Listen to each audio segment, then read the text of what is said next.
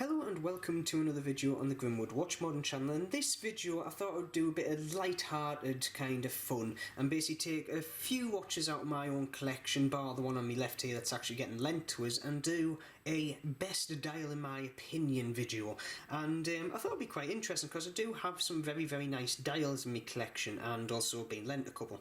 So what I'm going to do is I'm going to go from left to right, have a look at the watch in a bit of detail and have a very good look at the dial, and then basically at the end of it just come to my own conclusions. But it's going to give you a kind of a taster of what I do like to collect and what's actually in my collection.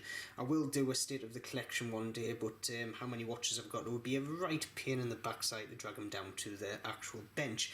However, let's start off with the one at the very left. Now this was actually lent to me by a customer who knows I've been wanting to get my hands on a Zelos Horizon for quite a while, and this is his. It's going back to him. However, he's tempted us very much so, but to get this model I don't think I am, because this was a limited edition model called the Aventurine, I think Aventurine, if I've pronounced that right. That was basically only available to the Zelos Face Group page, but look at that dial.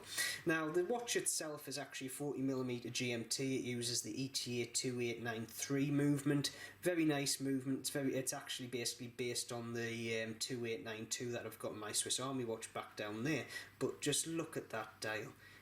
Doesn't that just look absolutely amazing? In natural sunlight actually it's a bit less in your face. Under artificial light it just kind of screams out at you. The next one I've got is yet another Zelos, and this is my very own that I've basically had for a couple of weeks now, and it's the Zloss V3 Teal. And just look at that dial. Yet again, Zelos and Elshin just have a way of making very out there dials that you just don't seem to see anywhere else, and this one is no exception. That kind of swirl effect just looks amazing.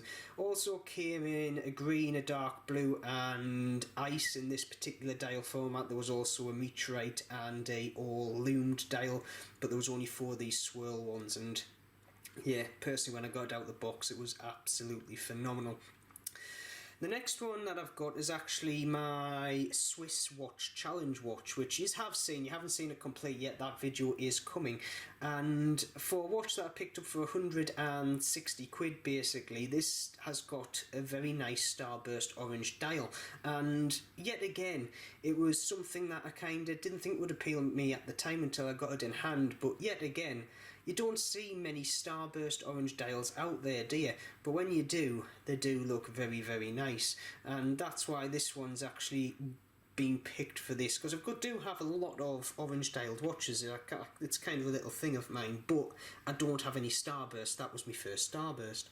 Next one is the AV8. Now this one I did a review on. If you haven't seen it, please go back and watch it. But the amount of detail that has gone into this dial is superb. It's made up of over 30 parts just in the dial alone, and there's so many aspects to it that you get lost in it.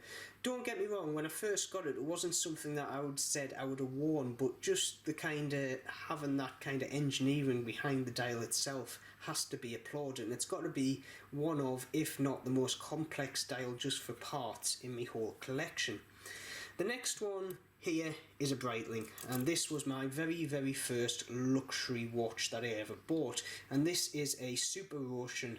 And just look at this. This is one of the original types as well. It's not one of the heritage. I think they've lost something, Breitling, in recent years with the lines that are coming out, but I think this dial that they've used in the Superfish, or the Steelfish, which it's nicely nicknamed, is basically the best one they ever produced. And just look at it. It's basically got very nice concentric circles that work the way out from the centre of the dial, and it also came in a black and a dark blue, but I got it in this creamy white and it just looks absolutely phenomenal. Look at that. And obviously the white gold markers and indices around the outside complement it no end. And the reason I went for that watch was the dial. I saw a blue one in a window and I thought, oh, I do like that. Then I saw the white one and I like that even more. So yeah, I bought it just based on the dial, but the watch itself is absolutely amazing. Yet again, have to do a review on that later on. The next one I've got is my Hiemdallr Turtle Bronze. Now this is, in all honesty, a cheap watch in the whole scheme of things, and I've just smudged it there. That doesn't look good, does it?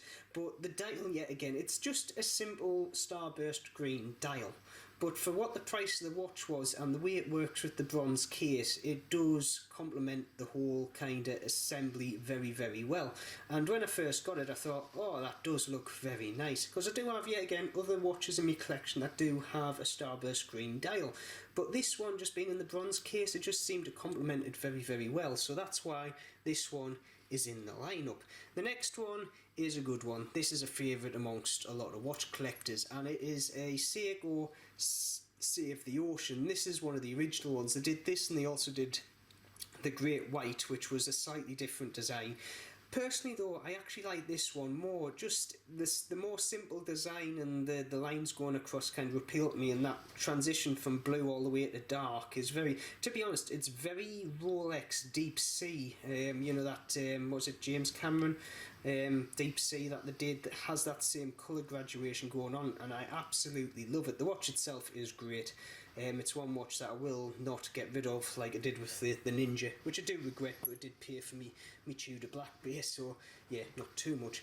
The last one in the lineup, I can't really say is a dial, can I, because it's a skeleton watch, and this is the Charmaine Z series, which I reviewed quite a few months back. If you haven't seen the review, go back. Like I say, it's a very nice watch at the end of the day. However, being an engineer, I like naked watches, I like skeleton movements, and I just think you get lost in them because you can see what's going on. So it does speak to the engineer in me, but can you really call it a dial, because there isn't a dial there at all. So I don't know whether this is a bit of a sideball, and I might have to kind of discount it from the whole kind of competition, but we shall see. However, the next bit I'm going to do is I'm going to do a loom shot of all these watches, so we'll see which one actually has the best loom, because I think that is something that a lot of people do look out for in watches, so we might as well do a full loom shot of all these watches all together when we've got them. So if you give us 2 seconds, I'll switch the lights off and we'll see which one lasts the longest.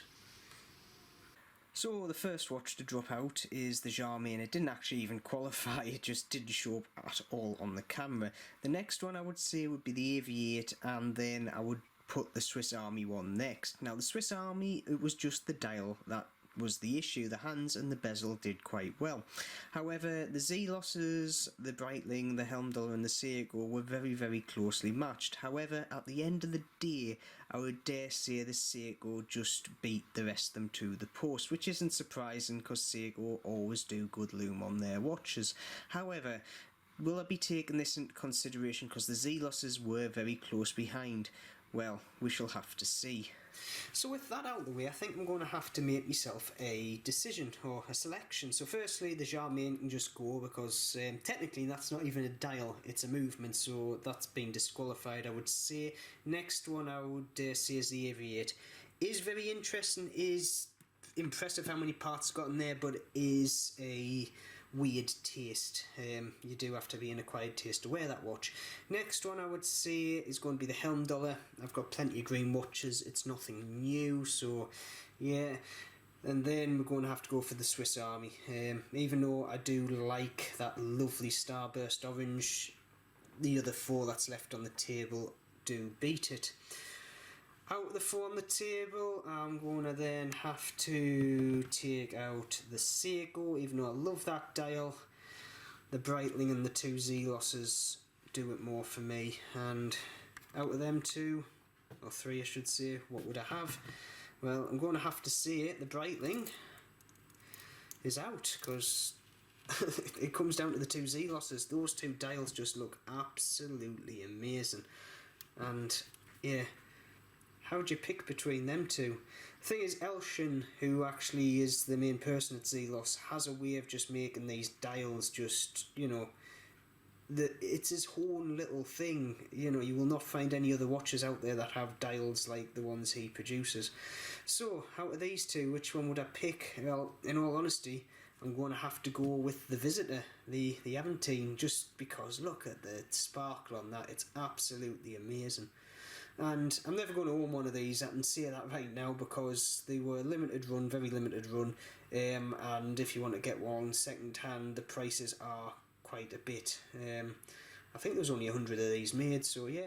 However, The Mako V3, which I do own, was a very valiant second, and to be honest, I think in my whole collection, this is the dial that I love the most. However, I will be buying more Zeloses in the future, so hopefully this Aventine style does come back out. Hopefully in the Horizon GMT2, which I do know is coming in around about May, so yeah. So, which one of these watches, in your opinion, do you think should have won this style competition? Please put in the comments below, or if you have your own contender, please put that in the comment below as well, because I'll be very interested to see. And if you've liked this video, please subscribe, hit the bell button so you get notifications when I put videos up, and as always, keep safe and I shall see you soon.